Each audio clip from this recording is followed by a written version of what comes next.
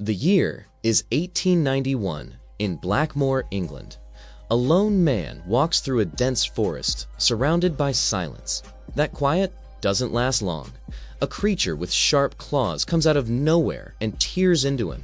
The man screams for help as the beast keeps coming and runs him down and kills him. The story then moves to a woman named Gwen, who is watching a theatrical play starring her brother-in-law, Lawrence. After the show, Gwen works up the nerve to approach him. She's worried about her husband, Lawrence's brother, who went missing a month ago. In private, she tells Lawrence that something terrible must have happened, because two people were also killed on the same night he disappeared. Lawrence doesn't seem eager to get involved, which hints at some unresolved tension in the family. The next day, Lawrence is on a train and gets into a conversation with a kind, older man who offers him an unusual crutch with a silver blade built into it. Lawrence turns it down at first, but later finds the crutch left for him anyway, as a gift. That changes his mind. He decides to make the trip to Blackmore to help Gwen. When he arrives at the family mansion, his father John is there to greet him. Lawrence tells him he came to help find his brother, but John tells him with regret that it's too late. His brother's body has already been found. The butler Singh points out where the body is, and Lawrence goes to see it. The sight is bad. Shaken, Lawrence heads to a nearby bar for a drink and finds a group of men talking about what could be behind the attacks. One theory points to a savage creature. Another pins it on the Gypsies, who recently arrived in the area, saying they practice witchcraft and could be connected to the killings. One of the men brings up something that happened 25 years ago, when his father came across the remains of dozens of partially eaten animals spread across a wide area. The sight broke his father, and he believed a supernatural creature was responsible, something that even bullets couldn't stop. The others laugh off the werewolf talk. Then, someone in the group mentions a woman from years back who was mocked and looked down on, mostly because of her ties to the Gypsies, who called her a gypsy mother. Lawrence stiffens and confronts the men, telling them that woman was his mother, who is now dead. The argument gets him thrown out of the bar, and he heads back to the mansion. That evening, Gwen finds Lawrence, and they sit together. She is still deep in grief. Lawrence gives her the belongings that were found with her husband's body to try to comfort her. Before going to sleep, Lawrence goes back to the old room he used to share with his brother. The memories hit him hard. One in particular stands out. A night from his childhood when he and his brother heard a strange noise. Only Lawrence went to check. He found his father John holding the lifeless body of his mother, with a silver blade nearby, suggesting something dark had happened. Back in the present, the family gathers for the funeral. Gwen decides it's too much and leaves for her parents' house. John tells Lawrence to hold off on looking into his brother's disappearance until the next day, because the full moon is coming and it's not safe to be out at night. Lawrence doesn't listen. He goes into the forest and finds a group of gypsies, starting a new part of his search. Lawrence is trying to track down information about a medallion his dead brother used to wear. He ends up with a mysterious woman named Maliva, who may know something about recent events. While he's there, armed men from the town show up at the gypsy camp. One of them, named Kirk, thinks the noise they heard was caused by a bear in the gypsies' keep. The bear turns out to be harmless, trained to dance. Then, the bear suddenly lets out a deafening roar, and one of the men is attacked and dropped dead. Panic breaks out, and something invisible keeps striking, going after the most defenseless people first. Lawrence spots the shadow of something massive moving between the wagons and fires at it. He throws himself in front of a woman who is about to be attacked. He also sees a young boy running into the forest with the creature right behind him and goes after them without hesitating. Lawrence reaches a rocky part of the forest and feels something close by. He moves carefully, but the beast gets the jump on him, sinking its teeth into his neck. Men arrive and open fire, driving the creature off and saving Lawrence from dying right there.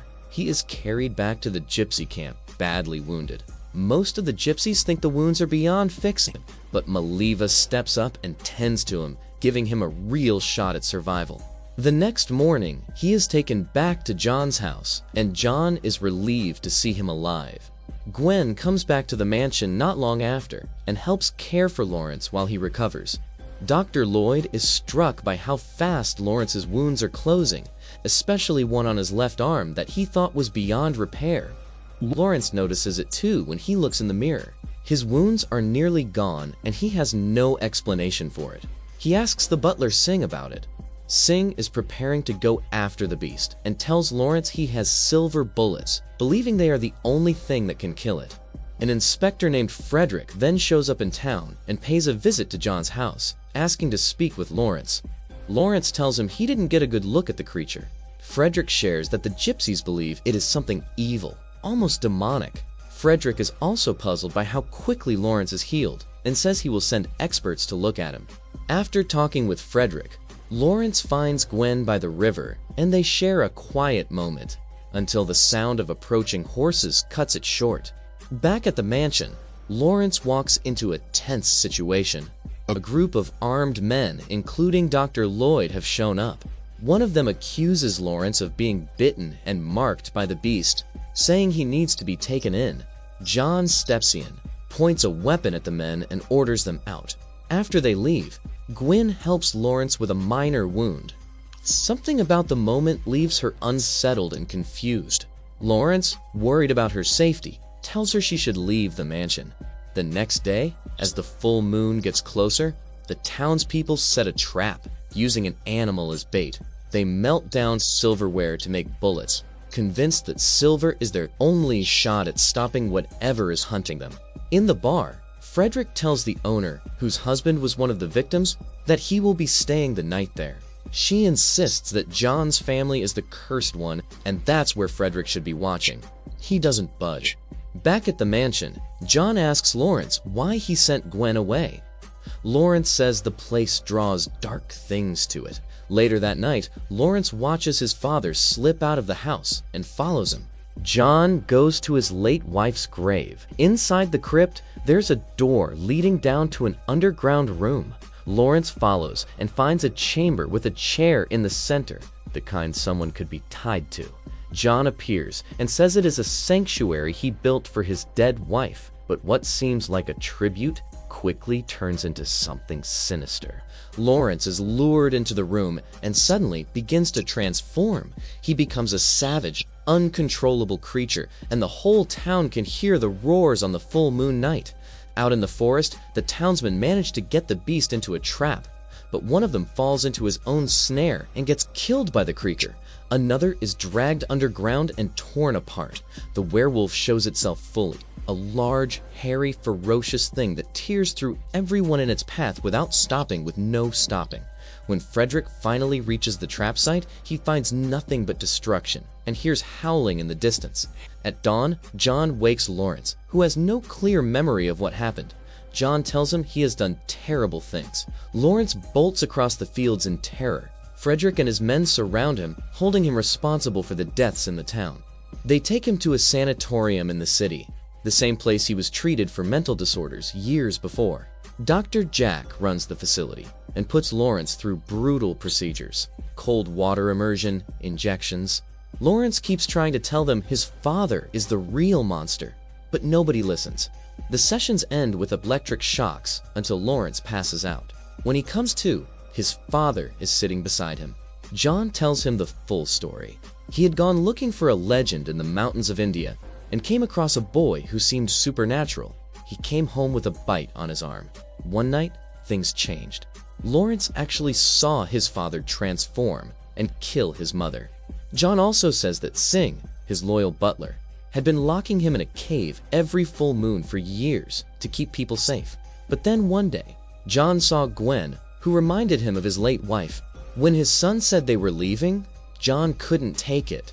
He drank and got violent, knocked Singh out before Singh could restrain him, and that's why his son's body was found dead the next morning. Lawrence tries to attack his father, but chains around his neck stop him. John tells him the next full moon is close and hands him a blade, giving him a choice.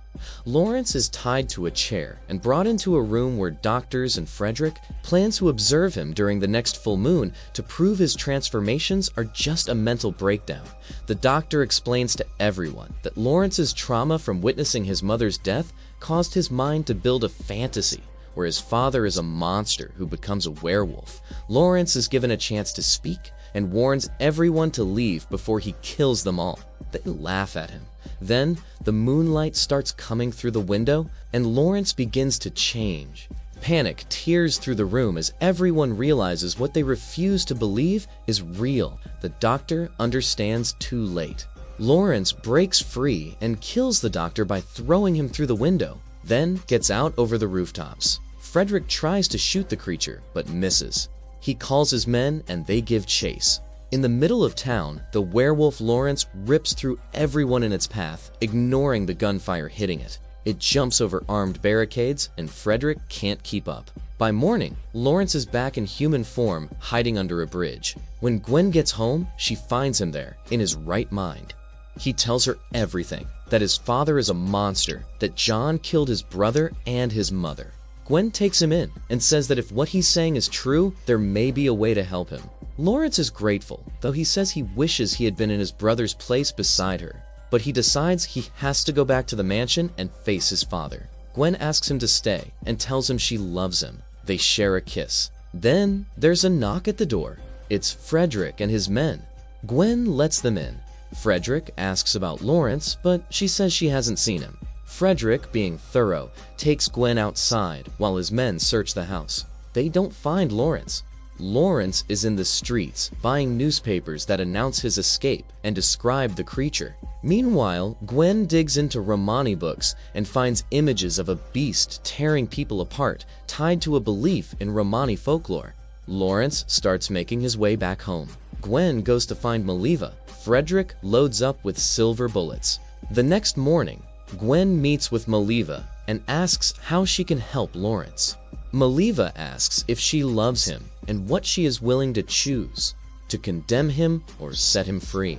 Gwen is willing to do whatever it takes. But Maliva tells her there is no cure for Lawrence and says she hopes Gwen doesn't run into the beast in Blackmore. Frederick and his men head to the bar and prepare for the full moon night. Frederick tells his men to shoot to kill.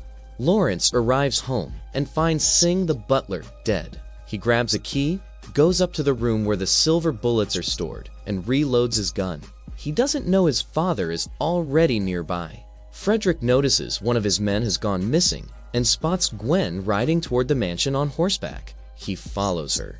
Inside, Lawrence finds one of Frederick's men dead in a chair while his father sits at the piano playing. Lawrence points the gun at him. John walks toward him and tells him to shoot. The gun misfires. The bullets have no powder in them.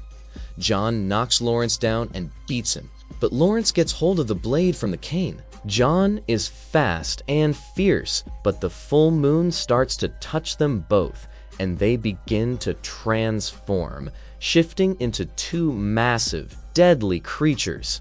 The two werewolves tear into each other, ripping the house apart and starting a fire. John's beast form is stronger, and he leaves Lawrence wounded on the ground. But then John loses his footing and crashes into the fireplace. Lawrence seizes the moment, beheads his father, and ends it. Gwen arrives and comes face to face with the beast Lawrence has become. Frederick is right behind her. Gwen stops Frederick from shooting, but the werewolf attacks, biting Frederick and throwing him aside. Frederick shoves an iron bar toward the beast and tries to fight it, but can't do much. The beast turns its attention to Gwen, who runs into the forest. Frederick picks up the silver blade and follows them. The mansion is fully on fire now. In the forest, the werewolf chases Gwen while Frederick's men search the area.